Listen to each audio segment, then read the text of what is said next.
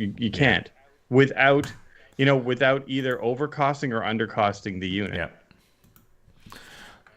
And on top of that, chaos is complicated enough. Like Death Guard's complicated enough. Now you're going to start to add all these cross-faction interactions. I just didn't think it made sense anymore, so I'm happy they got rid of it.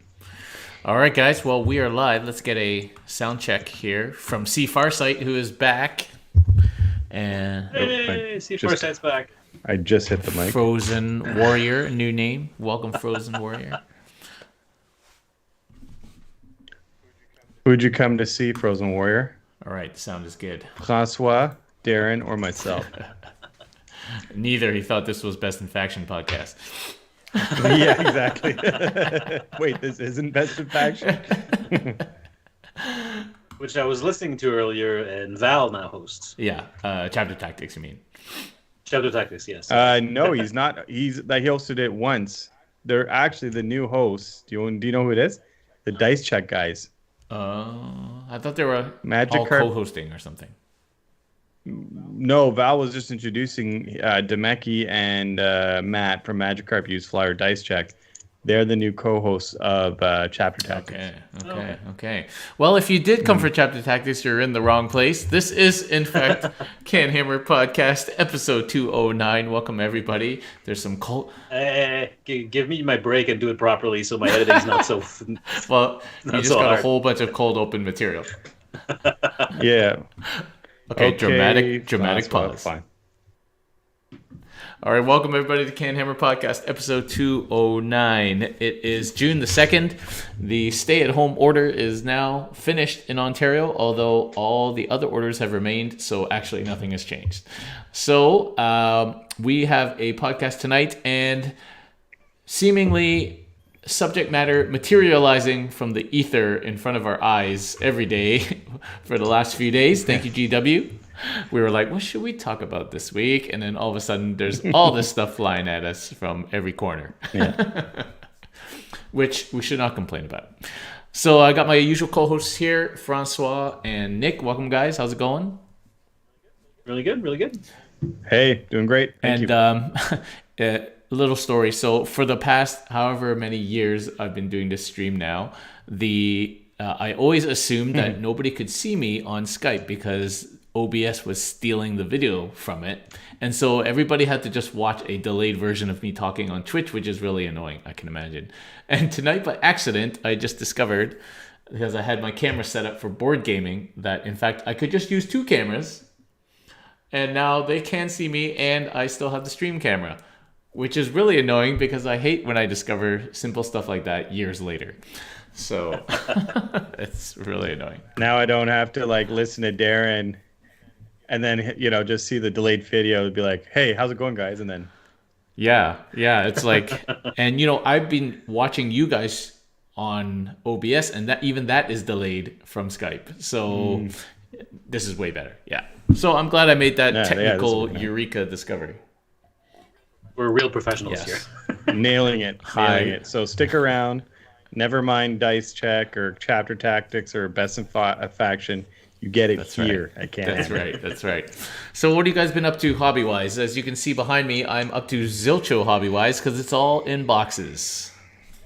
Yeah, your Thunderhawk is sitting next to me. I'm not sure I'm giving it back. It's pretty nice, isn't it? It's really nice, yeah. I actually played a game this week, a real live game with a real live human being. It's allowed on my side of the river. So, yes. I didn't do much painting, but that game was just a highlight of my week because it's been so long.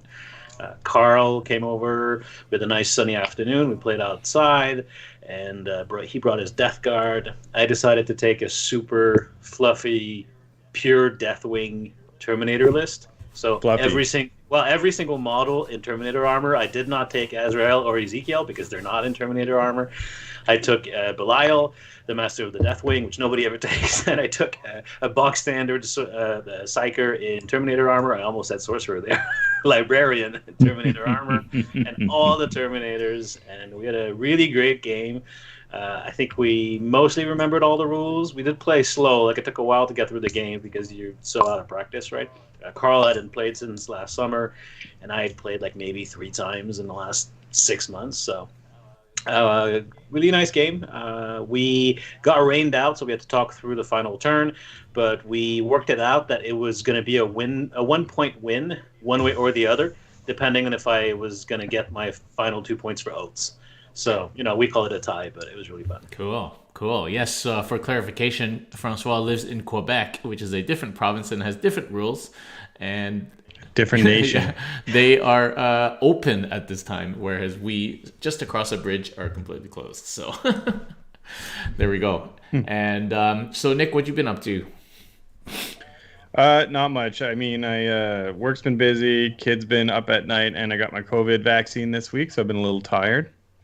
I do have a confession. So I've been working on Bellicor, and I know I've had this challenge for the Chimera paints, and I've made actually decent progress, and I've learned a lot. But I think I am going to finally cheat and use my airbrush and some other paints. And the reason is because I'm just realizing I don't have the time to spend like 4 weeks on one model, considering I have like all the Space Wolves to do, Thousand Suns around the corner. I mean, it's a nice idea, and I think having started with just the Chimera paints and working through those, I've actually learned a lot. They're excellent paints. Thank you very much for that recommendation, or actually you gave them to me, so altogether. But yeah, I am going to still continue mostly Chimera, but I will be cheating a little bit because, yeah, like I said, I can't spend like 4, 5, 6 weeks on one model. Bailing already. Bailing on. I'm a quitter. All right. Well, that's okay. Other than that, yeah, not a whole lot. All right, cool. I have been packing everything. So if you took a quick tour of my basement, those shelves that were all full of models are now completely gone. And everything that was over there is basically in boxes. So this basement will soon be gone in the next few weeks. And it's kind of sad because there's a little bit of a cool little cave, and but the next cave will be even nicer. So there you go.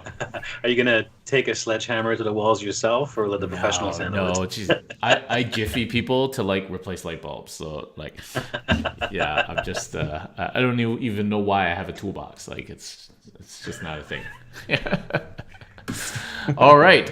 We don't have too much news. I did update people last night on Ontario 40K League, which is now slated to begin August 2nd. Assuming they're not the same people watch the cast as watch Custodes videos, I'll just repeat. So the Ontario 40K League, we have set a start date of August 2nd, which will put us firmly into Phase 3, if not well into Phase 3, reopening Doug Ford's master plan for world domination.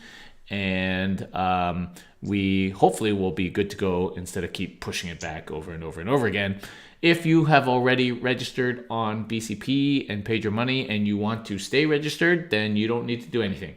If you haven't registered, I'll probably just wait a month or so just to see how things firm up, But of course, you're welcome to register. You can find the event on BCP. Okay, that is it. So without too much further ado, let's go into the topics du jour. Those are the topics of the day for the non-bilingual. And so what do you guys want to talk about first? Secondaries, points, or FAQs? Like, just all this stuff just came shooting out with no warning at us. Kind of like it did earlier this year. Remember when they just gave us like a whole bunch of like updates and stuff? So yeah, it's a lot of stuff. What do you guys want to talk about first? I'm indifferent. Secondaries. Let's do the secondaries because I feel like that's going to be a more succinct discussion than like FAQ stuff. Okay, fine. So Nick has picked secondaries. So let's talk about secondaries. So overall, do you guys like what they did with the secondaries, or dislike, or meh either way? Well, it's not that they're bad changes. They just don't really go that far. And unless I completely missed it, they haven't changed any of the mission-specific secondaries, I don't think. And some of those are really bad. So I think that there's a missed opportunity there. Well, we haven't heard anything that they changed the missions themselves. That doesn't mean they haven't. Well, yeah. Well, I'm looking at them right now, and you got the book, Francois. Oh, Francois got the book. Yeah, he's got the book. Yeah, he showed it earlier. Okay, so confirmed. No mission changes then. Yeah, like some of them were like auto takes, like priority targets, and some of them were like completely like you would never take it, right?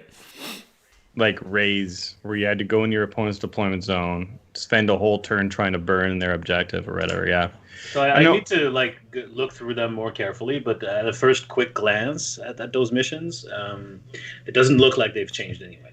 And the mission set, the secondaries in general. I mean, some of the changes are nice, but it's not groundbreaking. Like, am I wrong in saying this, Nick, Darren? Are you blown away by these changes? Well, I think it's more nuanced, and I like the way that GW is taking a more iterative approach rather than just throwing everything out the window and possibly the baby with the bathwater. You know what I mean? Like, I like that they're slowly implementing changes because we haven't had a real year of like tournament playing, right? There's been like a here and there. So who's to say that whatever data we have is really any that great? So the changes I've seen, I think there are some nuances that might influence a bit of the meta. If you want me to start, for example, one reason why, among several, that Knights haven't done so well is Titan Hunter, right? And the one reason we haven't really seen any super heavies sprinkled in the list because it was an auto 10 points. Now, Titan Hunter, I think if you kill one, it's what, 4 or 6 points? Four.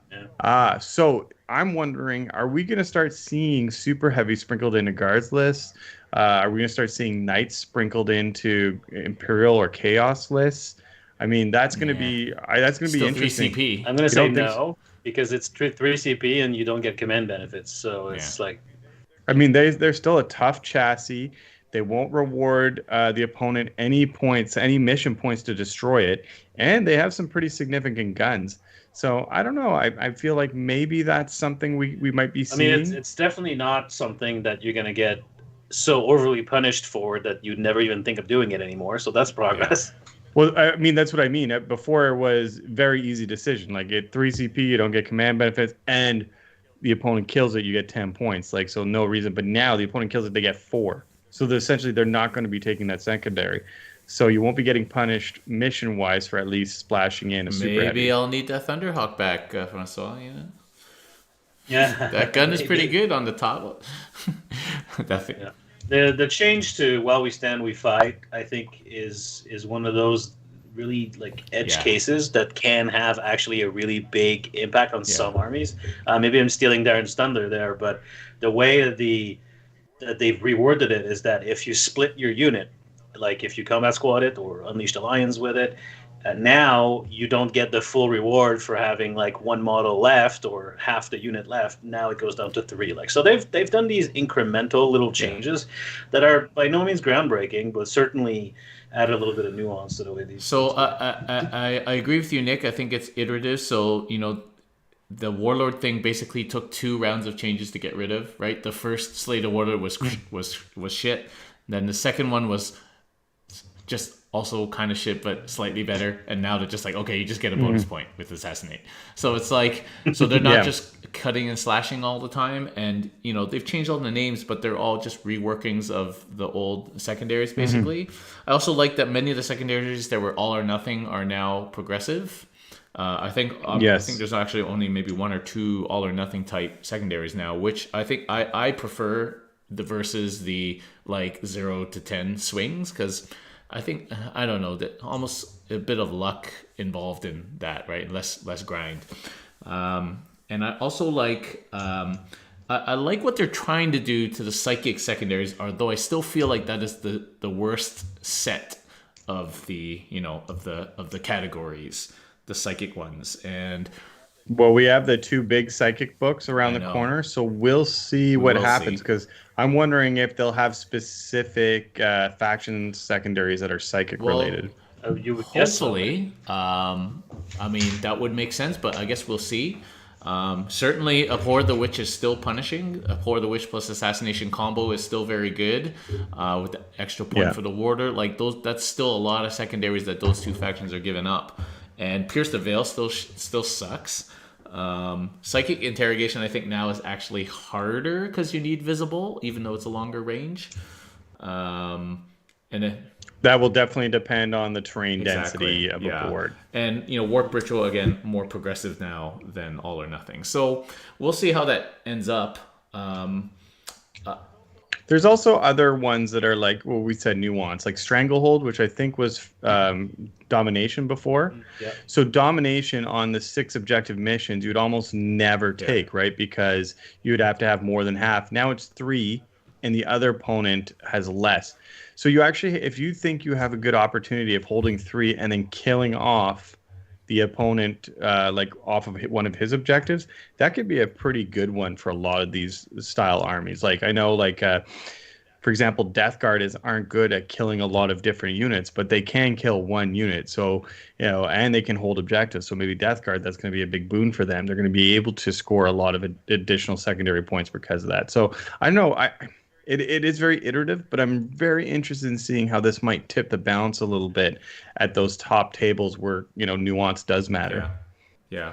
What do you guys think of the change to thin the ranks, which is now no prisoners, from models to wounds? Think that changes anything really? Yeah. Not really, because if you do the math on those elite armies, like you're still not going to really get much out of it. Like, I guess if you take my 40 Terminator list that I played yesterday, sure, if you table me, you're going to get 12 points out of that. But if you table that list, you've already won anyway. So does it really help you? I'm not sure.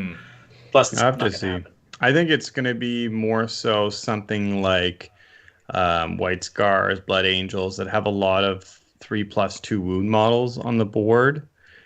It kind of doubles their output, but like those, I would say, I mean, we're looking at it as elite, non-elite, but there is sort of an elite, non-elite, and pseudo-elite kind of armies, right? Elite being your Deathwing, your Custodes, your Death Guard Terminators, pseudo-elite being kind of like Marines, Intercessors, that kind of stuff. Like they don't qualify as the elite, but they're not dispensable trash like what do you call them, guardsmen are or whatever else, right? So, I mean, it might affect a little bit. I mean, it's another tool in the toolbox, I guess, if you come up against a 50 Intercessor White Scars list, maybe.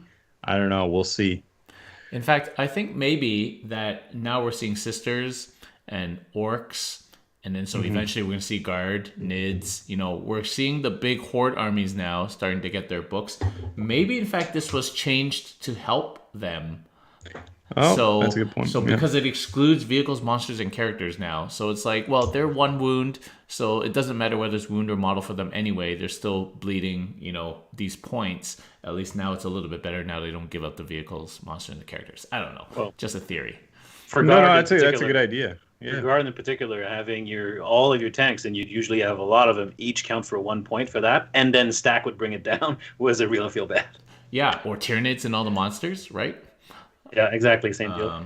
Yeah, Orcs, if you wanted to have like 60 to 90 boys and then 6 of the vehicles, like, yeah, it could be considerable. Yeah, so who knows? Maybe they know things that we don't know. But, so yeah.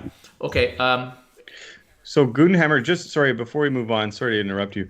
So Goonhammer a while ago published an article based on win chances on the number of secondaries.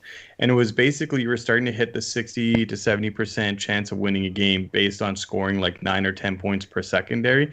So I think sometimes when we look at secondaries, we approach them with the lens of how easy it is to score 15 points. And that's maybe not how we should be approaching them. Maybe it should be, can I get 9 points?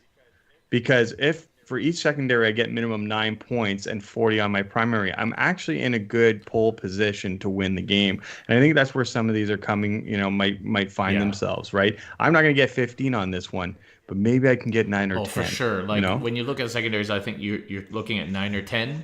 And so I would rather take a secondary that is progressive, getting me 10 to 12 points, rather than an all or nothing possible 15, For sure. Yeah. Okay, any other comments about the secondaries? We're not going to go through like every single secondary in a fine-tooth comb, but any other comments about these secondaries? No, I wish they'd been a little bit more ambitious in the changes, but they're fine. Like what? What did you want to see? Well, my personal pet peeve is some of those terrible mission secondaries I wanted to see really reworked. Yeah. The secondaries as we have, they're fine. They're a little bit boring. They feel solved a little bit because we all take the same ones all the time, but The real issue I had with the mission secondaries, because you either have like a priority target, which everyone will always take every single game, or I can't even think of the name of some of the bad ones, but there's a bunch that Raids, the one where you have to destroy. Yeah, right, exactly. You'd have to be completely insane to take that secondary. Yeah. And it's a missed opportunity there, because there was design space to do something with that. So yeah, if I was going to express any disappointment, I just thought it was a good opportunity to to sprinkle a little bit of diversity in terms of the mission profiles, because right now we have the hold primary objectives for a whole turn to score them, right?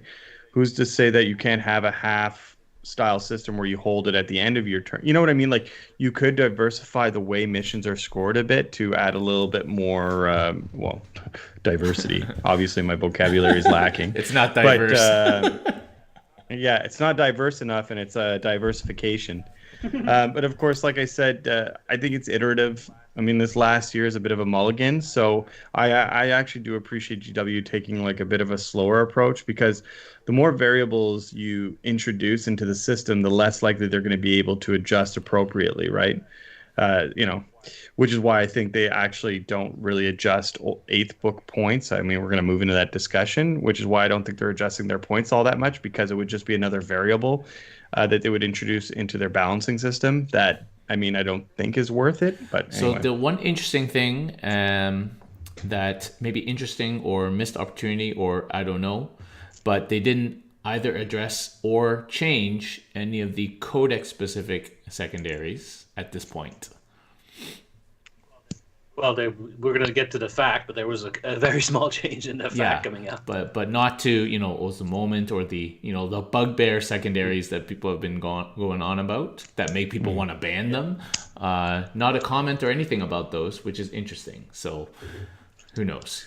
Well, for those, you really need to wait until every book's out and everyone's got their secondaries. So far, every book, well, not every book, but almost all of the ones that have come out have at least one good secondary. So, I mean, and I used to be of that opinion as well, but now that I think of it, like, for example, if you're starting to look at the standings of different tournaments, those books that we're worried about with the free 15 points aren't usually the ones showing up right now in the top 3s and top 5. So, I mean, maybe those secondaries are just keeping those armies afloat, right, versus... Maybe if you nerf Oaths, Marines go from, good but not great to truly mediocre again.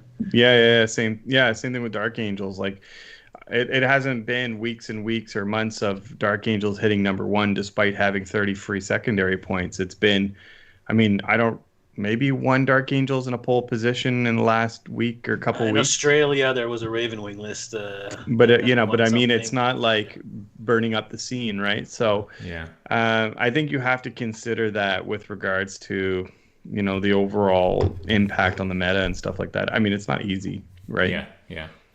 Okay, let's talk about, we'll save the FAQs for last. Let's talk about points. Okay. So wax lyrical about the minor Custodes points changes last night. Any other big points changes? Let's talk about this obnoxious Marine Apothecary. What did that change to? Okay, let me first go through my rant about points changes and the way that GW handles Here we go. Buckle up, team. Francois on his rant. I am fire in the hole. Appalled by the fact that GW still prints out a book with point updates, gets it printed and shipped and in our hands. And this points book was clearly written 6 months ago, because the point changes in there, including the one you alluded to for the Space Marine Apothecary, are clearly geared for stuff that was like problematic 4 to 6 months ago, but is clearly not anymore. And the stuff that is now hot is not been touched at all, because there's not been time to send it to the printers. Why can't we just have a PDF with the point updates? Please, GW, give us point updates in the PDF. You can still sell us the Grand Tournament mission pack. I will buy that. But the little points leaflet, it's going to go straight in the recycling bin. I don't need that. I need a PDF. Put it on the app and make it accurate and work. Right, exactly. Make the app good, and I will actually pay the subscription. Happily, gladly. I paid for it, and it still breaks my heart, because I go periodic. I don't even use it. I go periodically in it, and my litmus test is to see if the plague companies are listed in for Death Guard. They are not. Yeah, no, I agree. Like the whole Most of the complaints I've heard over the last few days is because do we have to buy yet another book? You know, so yeah, we hear you, Francois. We get it. Yeah.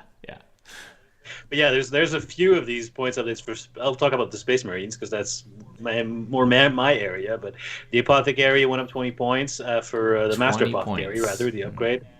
And fair enough. I mean, it was too good. Now at plus 20, it's no longer it's no longer an auto take in every single list. I think if you have expensive resible models, he's still worth it. Like if you have bikes or Inceptors or Blade Guard or any of those really expensive infantry models that you can res or bikers, he's still worth it. And he's still going to get his points back. But it's no longer the brainless, well, you have a Marine list, so automatically you must have an Apothecary in it. Otherwise your list, you're harming yourself, right? So that's fine. Inceptors, Plasma Inceptors are up 5, which... okay, they're really good. They're probably still good at plus 5, but it's not like they're tearing through the meta right now. They were very ubiquitous maybe 4 to 6 months ago, but not anymore. There's attack bikes went up 5. Again, fair enough. They're still good at plus 5. But it's the points update is showing its age with those little tweaks to armies that are no longer. But how about those amazing Land Raiders now? That's true. The Land Raider did go down. Still not worth it. You don't want to take 3 in every list now? Come on. No. This was supposed to make Land Raiders relevant again. They put a whole article about it. Land Raiders need to be like toughness 10 and have even more wounds and transport capacity. Like make them the true behemoths that they're supposed to be.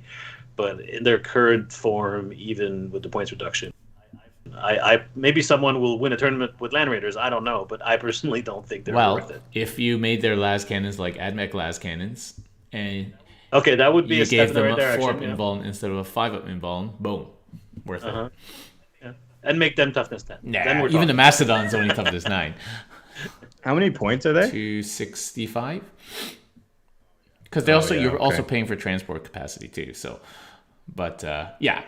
Anyway, sure. GW's weird fantasy of everyone springing up their Land Raiders is unfortunately not going to come to pass, despite their best efforts so far.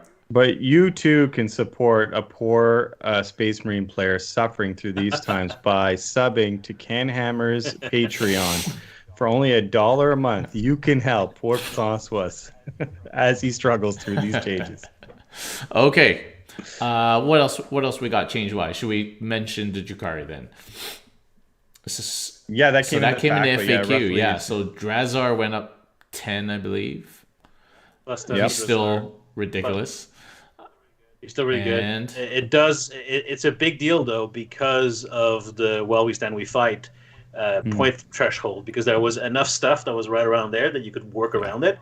But now at plus 10, he's going to have to be one if you pay him. Interesting. Those are very interesting changes.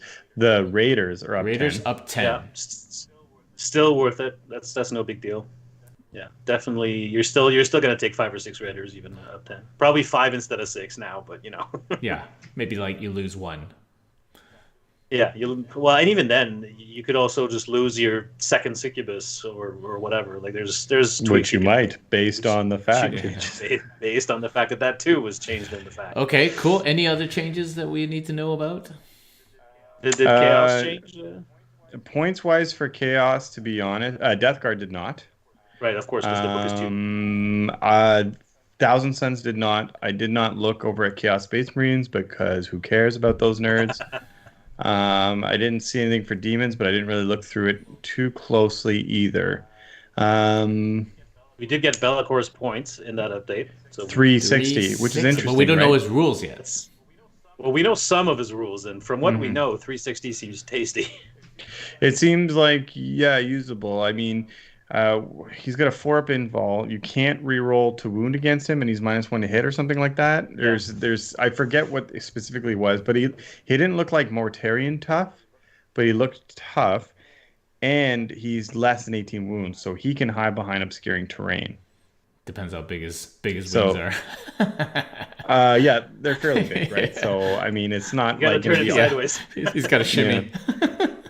Yeah, he's got good wingspan, but so we'll see. I'm very interested in seeing like what his rules are. But other than that, no, I don't think there's really been meaningful changes to chaos points wise.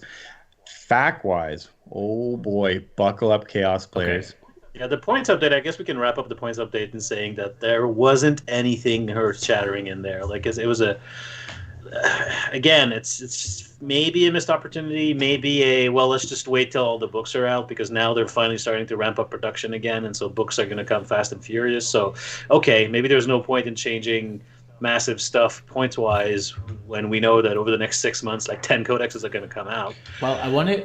But it's Hey, look, it could be worse. You could be focusing on your Necrons right now because yeah. your Chronomancers now pay 10 points for their Entropic Lance, which, I mean, I don't know who was drinking that day at GW. The one-shot strength 8 D3 plus 3 gun that always misses, worth an extra 10 points. No.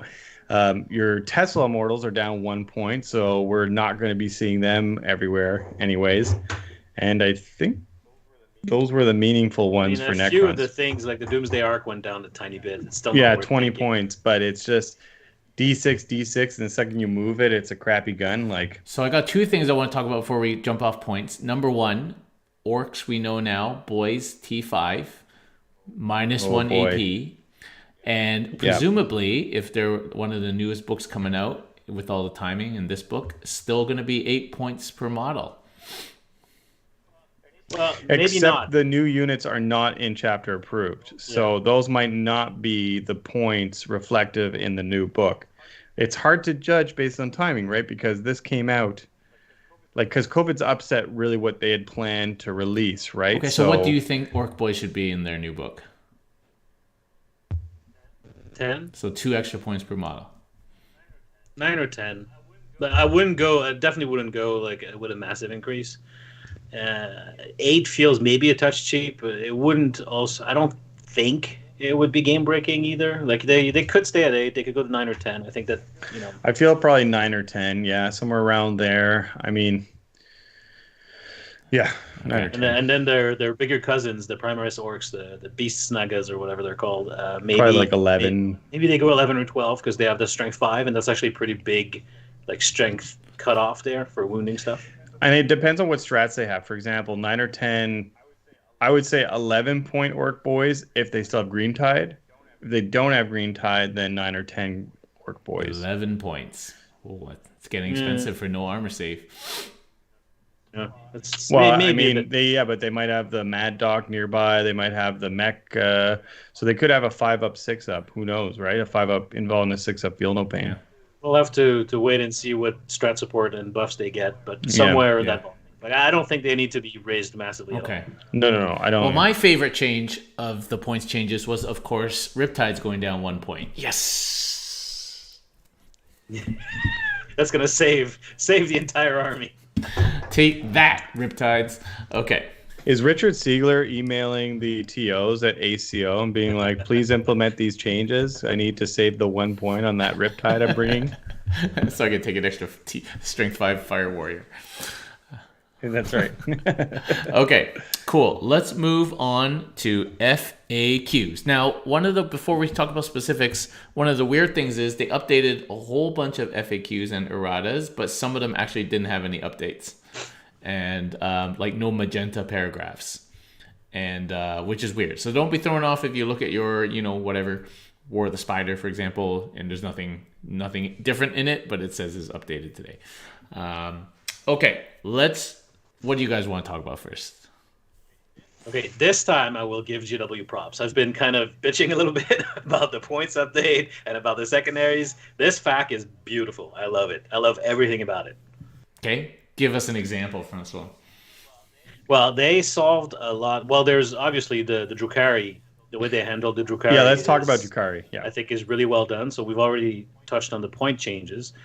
But beyond that, they also fixed the broken Razor Flail Succubus that would proc extra attacks on extra attacks and could one-shot Guilliman in one go. They fixed that, and they fixed it the right way, too. They fixed it by facking the rare rules section of the main rulebook so that any other instance of them, like, creating a rule like that will be But prefixed. didn't they already fact that explosions don't explode again? So the way that it was worded, most people's opinions seem to be that no, those explosions did explode because it creates each attack creates 2 attacks, and then each miss creates an attack. So there was this loop, right? So they closed the loop. Now it's official. That doesn't work anymore. It's because of razor flails granted 2 attacks per attack. And there was and then there was the competitive edge warlord trait that for every one of your attacks that did not reach the damage stage, you got another attack, which then became 2 because of the razor flail. So that was the issue. Okay. And you could get something like 50 attacks, I think, on that succubus. So they fixed that. The points update are great. They've closed they've probably destroyed completely Dark Technomancers, which was prevalent in pretty much every top competitive Drukhari army. That was the one where you could take the liquefier guns on your racks and your grotesques, and you could overcharge them with Dark Technomancers, but because you didn't roll to hit, there was actually no downside. You could not kill yourself because you couldn't roll a 1 to hit. And then you'd end up with flamers that would be +1 to wound and damage 2. And those things could fly around in boats that are open topped, so you fly your boat, and then all those flamers would nuke whatever they wanted. Basically, it was a bit much. it was broken, and so they just said flat out, doesn't work on liquefier guns. Yeah. Okay.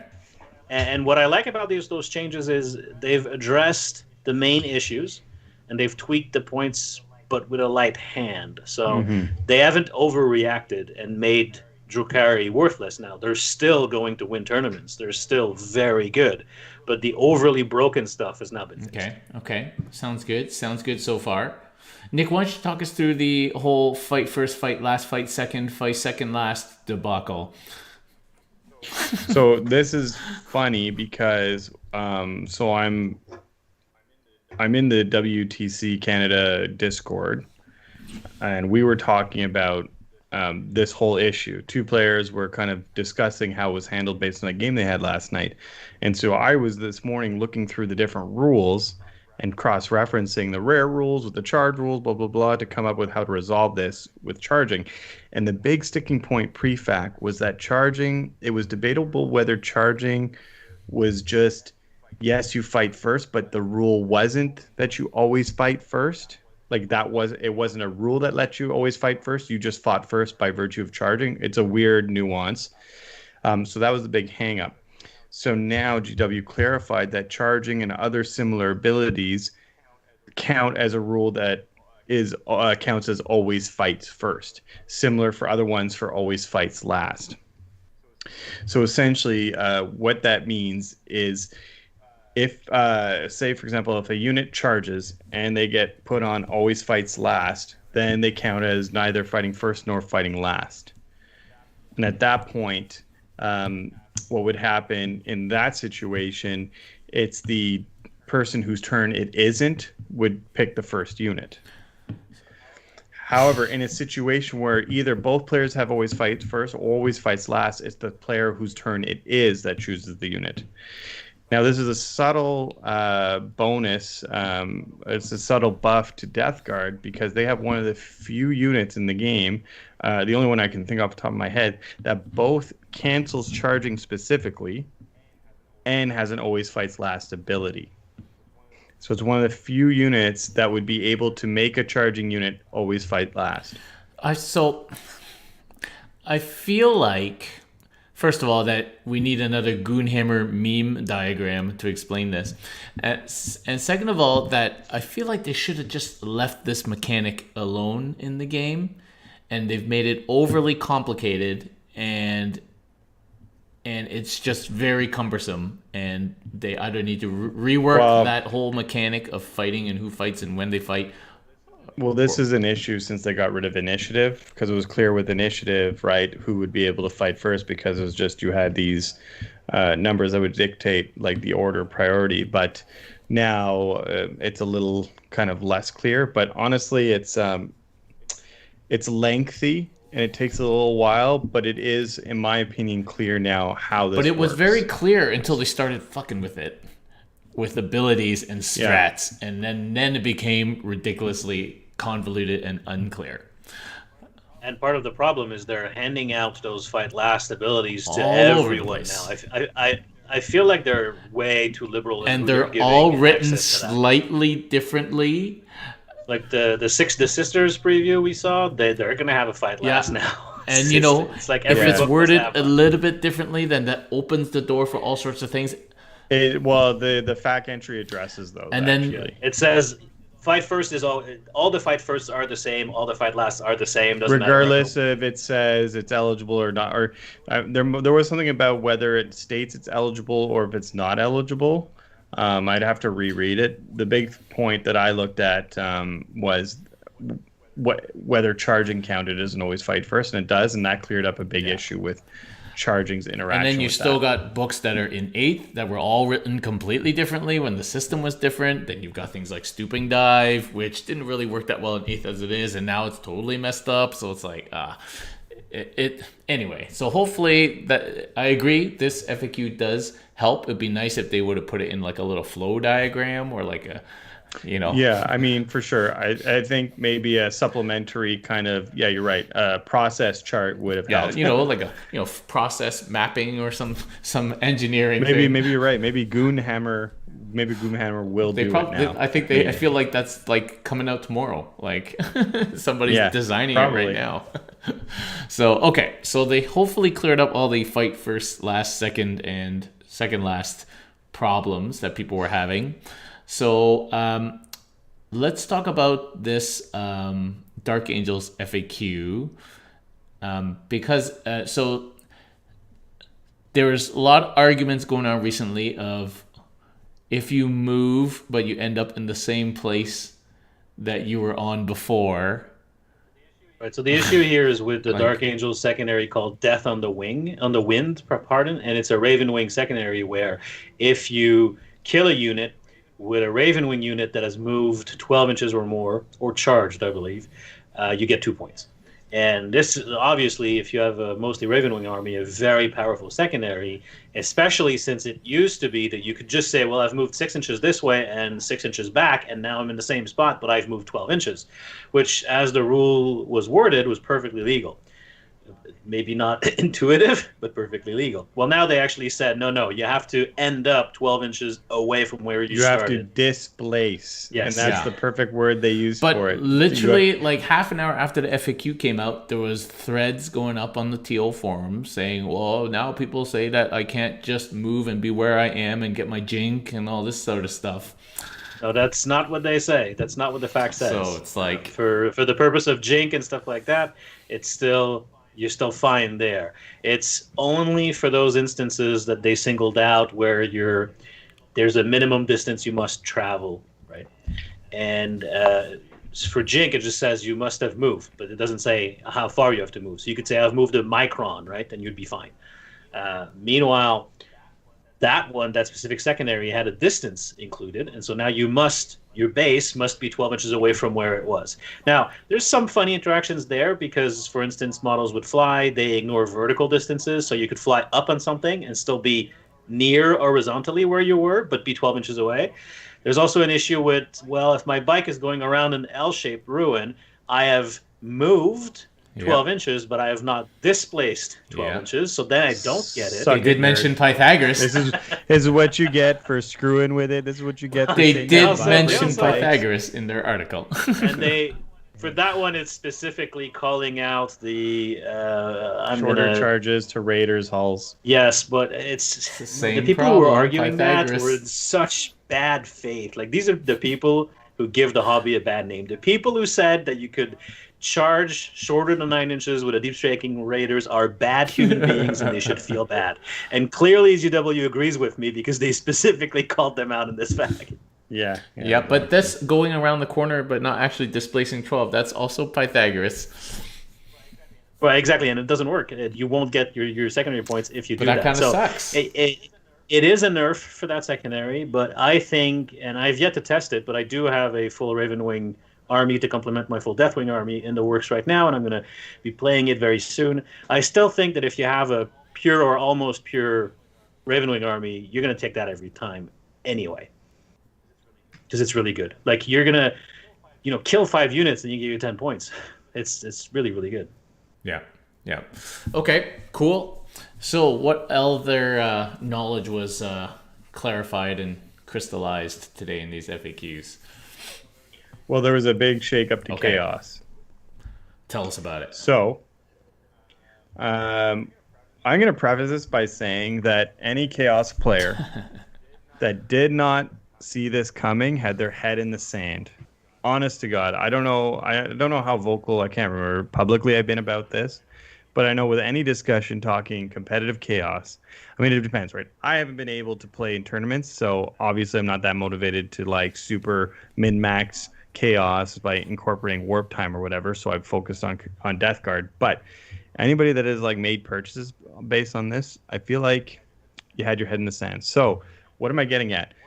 Warp time no longer works cross Legion. So even within the CSM book, warp time is now locked to Legion. So your word bearers can only warp time other word bearers. Same with Alpha Legion. Interestingly now, since World Eaters don't have Psychers, they can't warp time. They can't get warp time, nor can they warp time like their Kaiten or anything.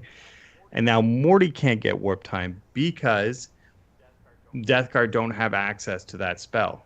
And Death Guard is not any of the Legion. Yeah, so Death Guard is not any of the Legions that has warp time.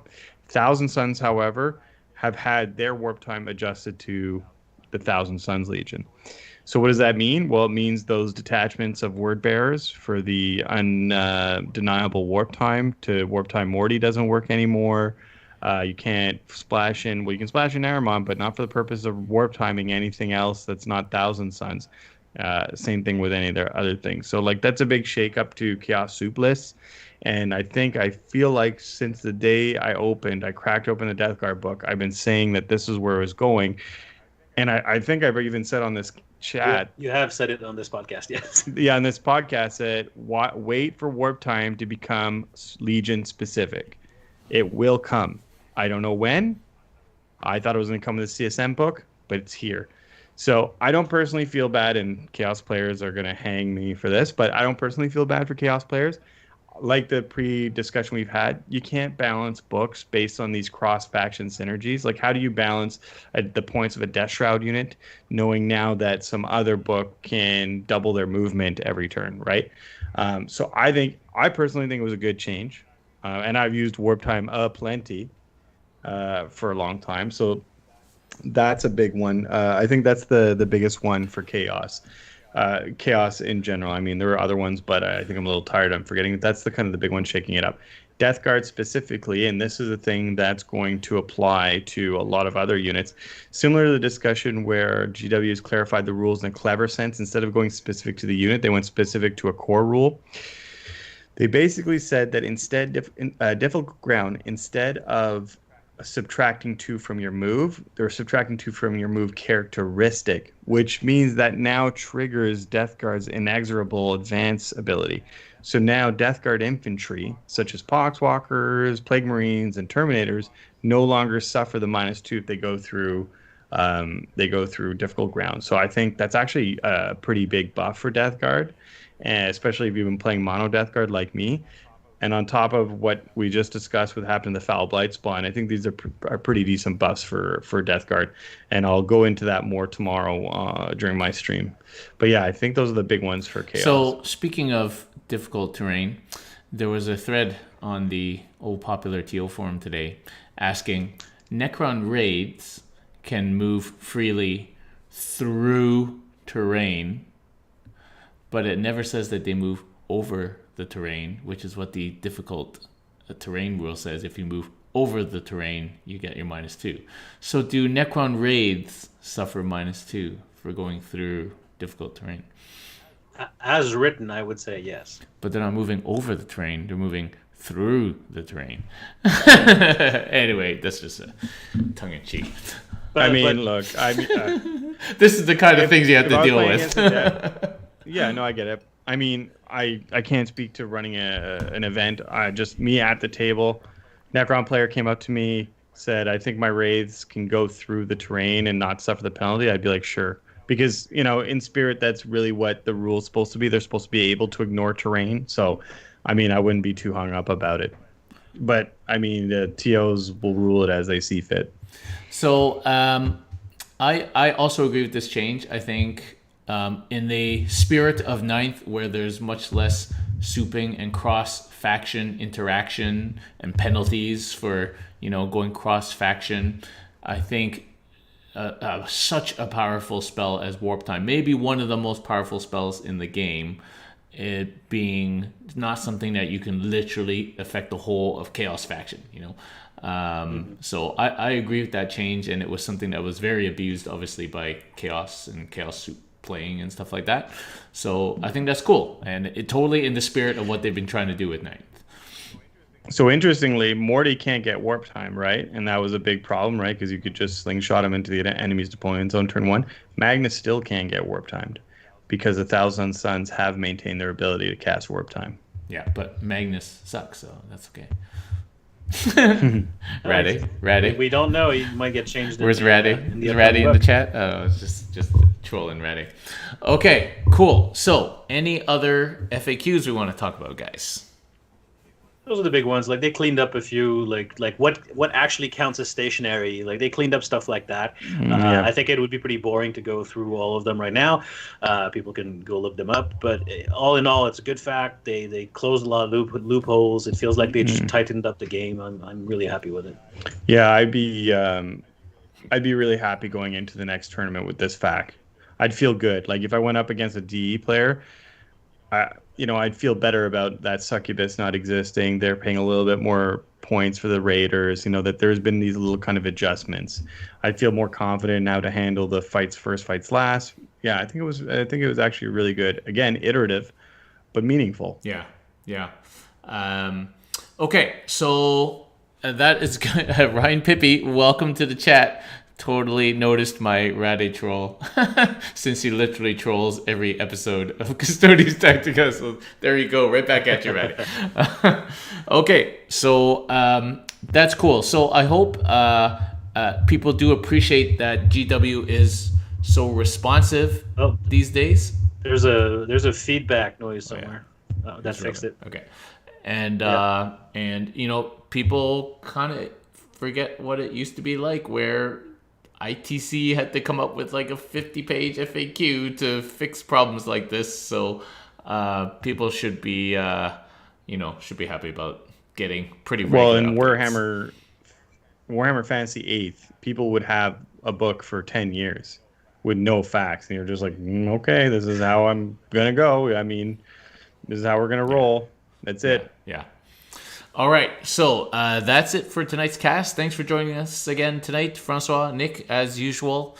Thank you for all the people on chat, people watching, commenting, following, subscribing, being Patreons on the Discord, and everybody is very much appreciated, so thank you very much. Join us here tomorrow night. It is a slightly earlier time of what time, Nick? I'll be doing it 6:45 to 7:30, so tomorrow will be kind of the kickoff. Similar kind of Chaos Death Guard Tactica series. And I had planned another topic, but because this FAQ, we're going to talk about the FAQ, and we're going to talk about recent Death Guard statistics in the meta. And that'll kick off our discussion of competitive Death Guard for the next, I don't know, whatever number of episodes. And then probably leading up to 1,000 Suns. And then when 1,000 Suns show up, we're going to do that one too. All right. And that's tomorrow at 6:45 p.m. Eastern. Nick streaming again. Yep. So that's cool. And then, of course, we'll put up the schedule for next week on the weekend. So thanks very much for watching, everybody. Have a good weekend. Stay safe. Get vaccinated. And we'll see you guys next time.